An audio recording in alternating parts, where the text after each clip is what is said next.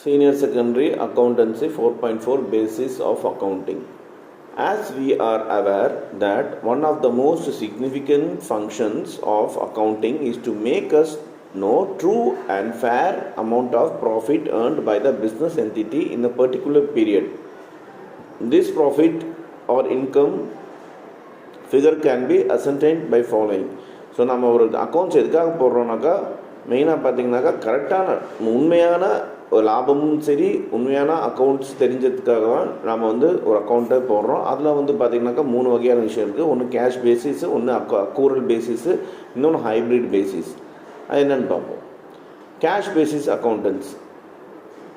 In tissue system which account entitles are entries are recorded only when the cash is received or paid. Revenues is recognized only on the receipt of cash. Similarly, the expenses are incurred when they are paid. The difference between total revenues and total expenses represent profit or loss of an enterprises for the particular accounting period. Outstanding and prepaid expenses and income received in advance or accrued in incomes are not considered. So cash basis அக்கௌண்ட்டில் பார்த்தீங்கன்னாக்கா எல்லாமே cash records, கேஷில் deal பண்ணுற எல்லா ரெக்கார்ட்ஸும் வந்து நம்ம வந்து record பண்ணுவோம். அது வந்து கேஷ் ரிசீவ்டாக இருந்தாலும் சரி, இல்லை கேஷ் பே பண்ணியிருந்தாலும் சரி யாருக்காவது, அது வந்து நம்ம ரிசிப்ட்ஸ் ஆஃப் கேஷாக ரெக்கக்னைஸ் பண்ணுவோம் அக்கௌண்டன்சியில்.